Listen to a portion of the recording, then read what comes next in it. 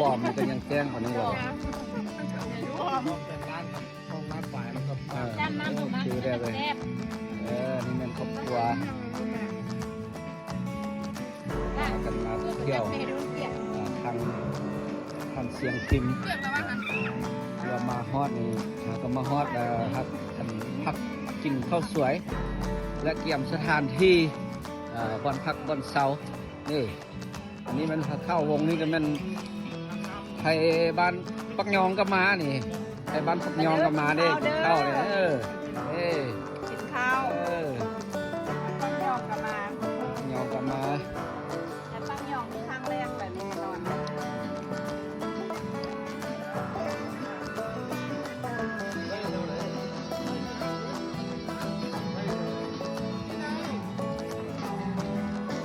ทีมงานมาหลายเล็กน้อยเต็มเอาทักทายสมาชิกหลายนี่ฝ่ายนี้มันสมาชิกผู้ชายเรื่องนี้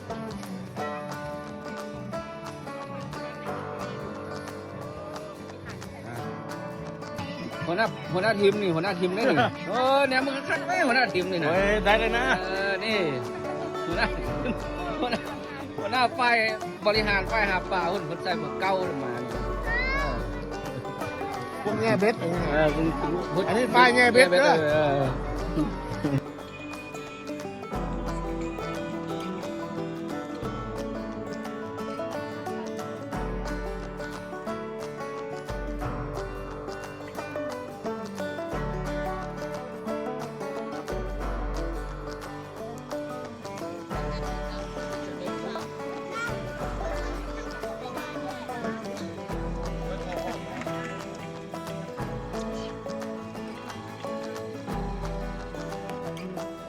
งานเช้าเด้อดีเด้อ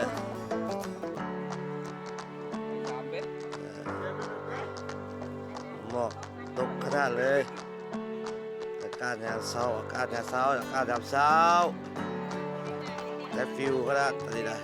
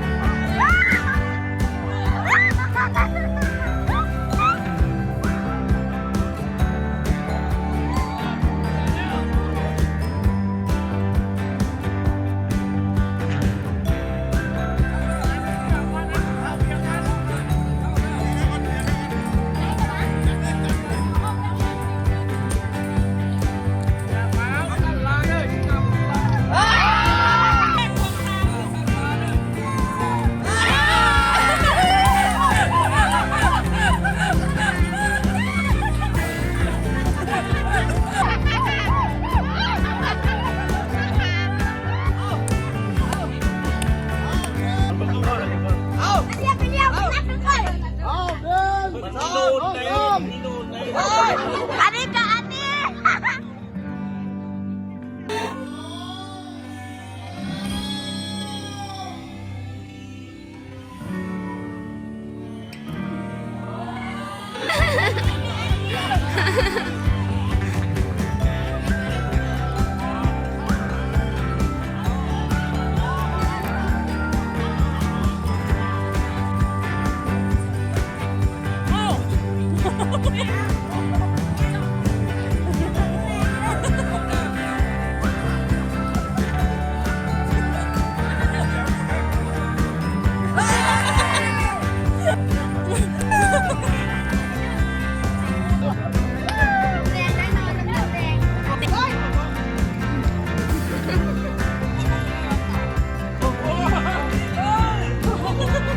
อายุแบบ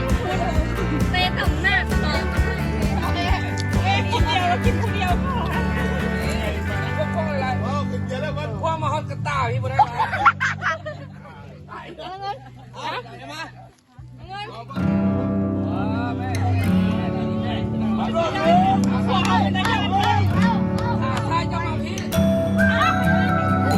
ให้นะแม่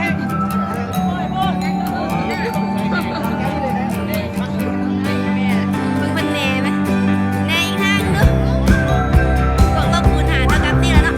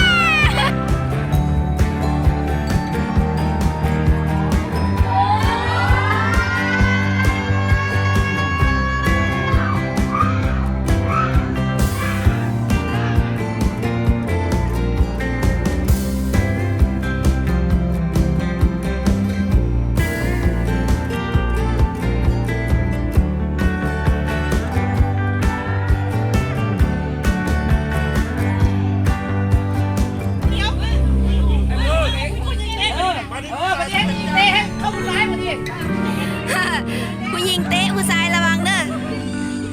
ให้พวกเจ้าป้องกันตัวเองเด้อผู้หญิงเตะนะกูมีปานีนะเป้าหมายคือเป้าหมายเลย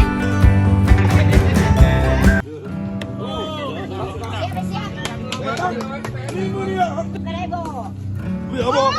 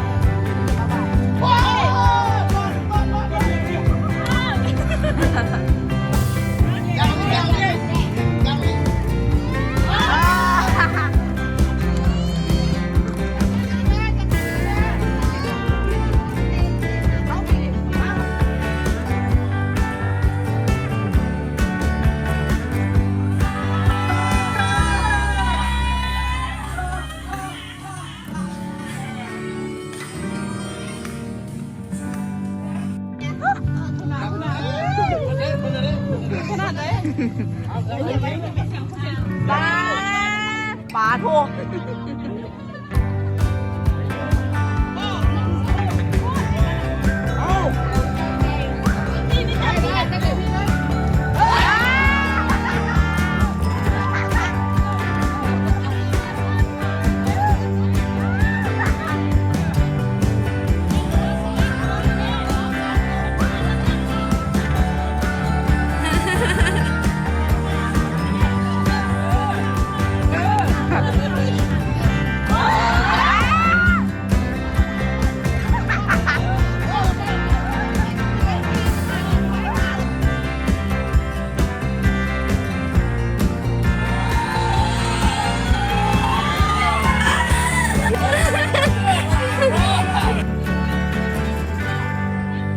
ไม่ไอเพชรผู้เดียว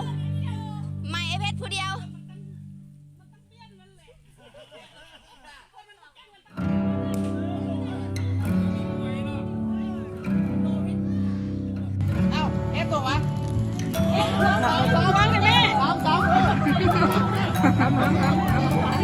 หอม